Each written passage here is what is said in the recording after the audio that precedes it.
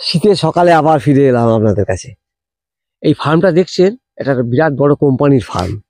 এরা আমাদেরকে রেখেছে, মানে এটা বেগুন চাষের প্লটে এসেছি।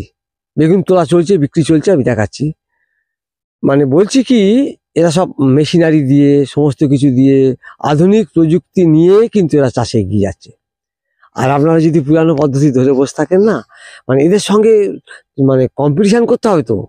মানে সমস্যাটা কোথায় হচ্ছে? সমস্যাটা হচ্ছে ক্ষুদ্র চাষির সঙ্গে বড় চাষিদের যে তফাৎ হবে সামনে যে দিন আসছে, এখন থেকে না সতর্ক হলে, মানে খুব খুব সতর্ক হয়ে চাষবাস করতে হবে, তবে টিকতে পারবেন। কারণ যাই হোক, আমি চলে এসেছি বেশি কথা না বলে বেগুন চাষ সম্পর্কে। বেগুন তোলা চলছে, এটা শীতকালীন বেগুন চাষ যে কথা বলছি, বেগুন তোলা চলছে, সব শেষের দিকে চলে এসেছি আমরা। এই বেগুন তোলা চলছে, দেখুন একবার।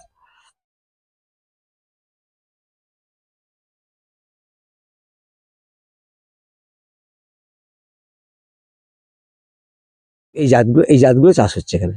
যাই হোক, এই বেগুন গাছের এই সমস্যা হচ্ছে কি, আপনাদের শিখিয়েছিলাম আমি, শুধু মনে করি দেওয়ার জন্য আমার ভিডিও করা। ডগ সরু হয়ে যাচ্ছে, ডগ সরু হয়ে যাচ্ছে, খাবার চাচ্ছে, ডগের পাতাগুলো ছোট হয়ে যাচ্ছে। দেখুন, পাতা ছোট হয়ে যাচ্ছে, ডগের পাতা ছোট হয়ে যাচ্ছে। ফুল আসছে, কম আসছে, তাদেরকে ফুল বেশি আনতে হবে, ফলন ধরাতে হবে, গাছের পাতা হলুদ হয়ে যাচ্ছে। এই সমস্ত জায়গায় কিন্তু ম্যাগনেসিয়াম সালফেট লাগবে। পাতা দেখুন একবার, এই ধার ধার দিয়ে হলুদ হয়ে যাচ্ছে, কিনারা ধরে হলুদ হচ্ছে, কিনারা ধরে হলুদ হচ্ছে। দেখা, এই কিনারা ধরে হলুদ হচ্ছে, দেখুন কিনারা ধরে। কানা বেগুন বা পোকা বেগুন এখন খুব কম হচ্ছে, কারণ একটা শীতকাল তো। এখানে এমনি সাদা মাছিও নেই দেখলাম, সাদা মাছিও দেখলাম যে নেই। এখন খুব ঠান্ডা চলছে এখানে, তাপমাত্রা খুব কম, ছোট ছোট পাতা হয়ে যাচ্ছে। যদি সরিষার খোল যারা মাটিতে চাষ করছেন, এখানে তো পলিমালচিং করে করা, জলের ক্রাইসিস, আর সব ডিপ এর মাধ্যমে দিয়ে চাষ করা, ঘাসও হবে না আর খাবারও কম পাচ্ছে, তারা খোল পচানো জল বা খোল কিন্তু সরিষার খোল কিন্তু দিতেই হবে গাছ প্রতি। অন্তত এইসব গাছে সরিষার খোল অন্তত 100 গ্রাম, আর ডিএপি অন্তত 50 থেকে 60 গ্রাম, তার সঙ্গে ধুর্বিগোল 50 গ্রাম দিয়ে কিন্তু চাষ করুন, করলে সব সমস্যার সমাধান মিটবে। আর যদি না দিতে পারেন ধুবড়ি গোল্ড, তাহলে এই পাতা পড়ার জন্য তাহলে ম্যাগনেসিয়াম সালফেট 2 গ্রাম করে লাগবে। দেখুন ছোট পাতা হয়ে যাচ্ছে। প্রতি লিটার জলে পিজিআর লাগবে 2 মিলি, যে কোনো পিজিআর আমাদের শিখেছি, 20 3 থেকে 4 গ্রাম দিয়ে স্প্রে করুন, আবার ঝকঝক করবে গাছ। শুধু বেগুন গাছে কোনটা লক্ষ্য রাখবেন, এই ডগটা মোটা কিনা, ডগে ফুল পাতা ছোট হয়ে যাচ্ছে কিনা, ডগে ফুল ফল আসছে কিনা। এখান থেকে তো ফুল ফল নতুন আসবে, গাছে গোড়ায় কি আর ফুল আসবে? এই ব্যাপারে মোটামুটি মাঝারি রকম আছে, বাগান খুব খারাপ না, এখনো ফল তোলা চলছে। এর উপর কিন্তু নির্ভর করছে। দেখুন একবার, এখন এগুলো কিন্তু তোলা হয়ে গেছে, তুলে যাচ্ছে এরা, তবু এগুলো আছে, খারাপ না। এই বেগুনের এটাকে কিন্তু বলা হয় ফ্লাওয়ার ব্লাইট, আর প্রিয় ছত্রাকের ওষুধ আমি বলবো এখানে কিন্তু ক্যাব্রিওটপ প্রতি লিটার জলে 2 গ্রাম মিশিয়ে স্প্রে করবেন। এর সঙ্গে যে কোনো পিজার দেবেন, অ্যামিস্টার টপ যদি থাকে 1 মিলি করে অ্যামিস্টার টপ দিলে চলে যাবে। এটার হবে না।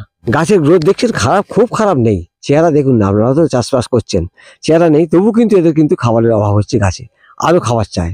বেগুন তো রাজার চাষে রাক্ষসের মতো খাদ্য দরকার হয় এর। হ্যাঁ, ফুল টুল আসছে, মোটামুটি ঠিকই আছে, আরো ফলে আনার জন্য কিন্তু এগুলো করে যেতে হবে।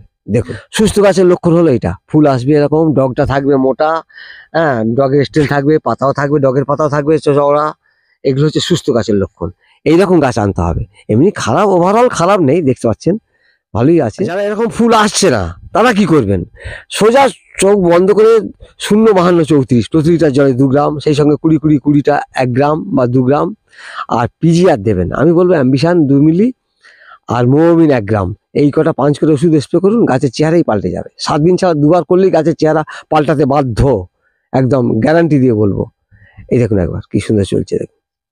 এটা বেগুনের একটা ছত্রাক ঘটিত রোগ, এর জন্য কিন্তু মেরিভন প্রতি লিটার জলে 1 মিলি মিশিয়ে স্প্রে করবে।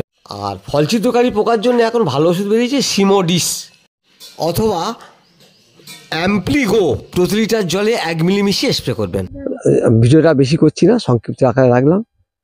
নমস্কার। শুধু স্মরণ করিয়ে দিই, হে চাষিরা সাবধান হও, ছোট চাষিরা, কারণ তোমাদের পাশে বৃহৎ কোম্পানিরা এখন তোমাদের মতো চাষে নেমে গেছে, তাদের সঙ্গে লড়াই করে তোমাকে টিকতেই হবে।